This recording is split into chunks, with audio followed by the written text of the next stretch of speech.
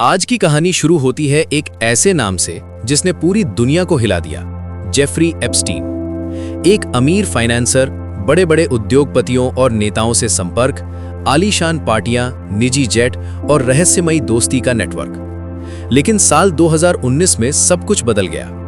America में उन पर नाबालिग लड़कियों के शोषण और सेक्स ट्रैफिकिंग के गंभीर आरोप लगे। गिरफ्तारी हुई, केस शुरू हुआ और फिर अचानक जेल में उनकी मौत की खबर आई। आधिकारिक तौर पर इसे आत्महत्या बताया गया, लेकिन सवाल आज भी बाकी हैं। एप्स्टीन की मौत के बाद असली तूफान शुरू हुआ। अदालत में जमा हजारों पन्नों के दस्तावेज धीरे धीरे सार्वजनिक होने लगे। इन्हें ही आम भाषा में एप्स्टीन फाइल्स कहा जाने लगा। इन फाइलों में ईमेल, संपर्क सूची, फ्लाइट लॉग, गवाहों के बयान और कई बड़े नामों का उल्लेख था। जब ये दस्तावेज सामने आए तो दुनिया भर में सनसनी फैल गई।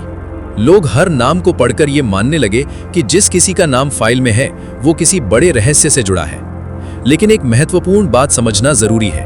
किसी दस्तावेज में नाम आना और किसी अपराध में दोषी होना, ये दोनों बिल्कुल अलग बातें हैं। कानूनी दुनिया में केवल नाम का उल्लेख किसी भी व्यक्ति को अपराधी नहीं बना देता। उसके लिए ठोस सबूत, प्रत्यक्ष गवाही और अदालत का फैसला जरूरी होता है। इन्हीं फाइलों के बीच एक समय ऐसा आया जब भारत में सोशल मीडिया पर अचानक हलचल मच गई। कुछ पोस्ट वायरल होने लगी। दावा किया गया कि भारत के प्रधानमंत्री नरेंद्र मोदी का नाम भी एप्स्टीन फाइल में है। लोगों ने बिना पूरा संदर्भ पढ़े पोस्ट शेयर करना शुरू कर दिया। कुछ ने सवाल उठाए, कुछ ने आरोप लगाए और कुछ ने इसे राजनीतिक बहस का मुद्दा बना दिया। अब सच्चाई क्या है? जारी दस्तावेजों में एक ईमेल के संदर्भ में 2017 में इजरायल दौरे का उल्लेख था। उसी चर्चा में मोदी जी का नाम आया। ये कोई मुलाकात का रिकॉर्ड नहीं था, न कोई फोटो का प्रमाण, न कोई जांच एजेंसी की रिपोर्ट। ये केवल एक बातचीत का संदर्भ था जिसमें एक अंतरराष्ट्रीय यात्रा का जिक्र था। ध्यान देने वाली बात यह है कि अब तक किसी भी आधिकारिक जांच एजेंसी ने यह नहीं कहा कि मोदी जी और एप्स्टीन के बीच कोई निजी मुलाकात हुई थी या किसी आपराधिक गतिविधि में कोई संबंध था। सोशल मीडिया पर जो तस्वीरें घूमी, उनमें से कई को फैक्ट चेक करने वाली संस्थाओं ने एडिटेड या भ्रामक बताया। भारत सरकार के विदेश मंत्रालय ने भी स्पष्ट बयान जारी किया। उन्होंने कहा कि इस तरह के संदर्भ को आधार बनाकर आरोप लगाना गलत है।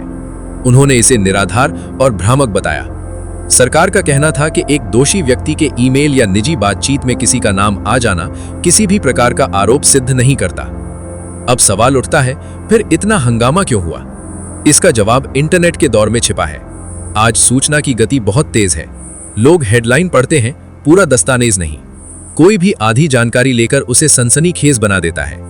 राजनीतिक माहौल पहले से ही ध्रुवीकृत हो तो ऐसी खबरें और तेजी से फैलती हैं। एप्स्टीन के नेटवर्क में सचमुच कई बड़े लोग थे। कुछ के खिलाफ जांच चली, कुछ पर मुकदमे हुए, लेकिन बहुत से नाम सिर्फ सामाजिक कार्यक्रमों या औपचारिक संपर्क के कारण सूची में थे। हर नाम का मतलब अपराध नहीं था। कानूनी दृष्टि से देखें तो दोष सिद्ध करने के लिए 4 चीजें जरूरी होती हैं: स्पष्ट आरोप, प्रत्यक्ष सबूत, जांच एजेंसी की रिपोर्ट और अदालत का फैसला। मोदी जी के मामले में इन चारों में से कोई भी चीज सामने नहीं आई है। केवल नाम का संदर्भ है जो किसी बातचीत के दौरान आया था। सोशल मीडिया पर फैली अफवाहों का असर यह होता है कि लोग बिना जांच के निष्कर्ष निकाल लेते हैं। इससे समाज में भ्रम पैदा होता है। कई बार किसी व्यक्ति की छवि प्रभावित होती है।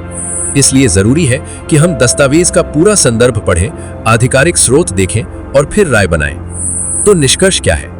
सच्चाई ये है कि एप्स्टीन फाइलों में एक ईमेल संदर्भ में मोदी जी का नाम उल्लेखित हुआ था, लेकिन अब तक कोई सबूत, कोई जांच रिपोर्ट या कोई आधिकारिक आरोप ऐसा नहीं है जो ये साबित करे कि उनका एप्स्टीन के आपराधिक मामलों से कोई संबंध था। ये कहानी हमें एक बड़ी सीख देती है। डिजिटल युग में सूचना जितनी तेजी से फैलती है, उतनी ही तेजी से भ्रम भी फैल सकता है। इसलिए हर वायरल खबर पर तुरंत विश्वास करने के बजाय उसके स्रोत और संदर्भ की जांच करना जरूरी है। यही इस पूरे मामले की सच्चाई है।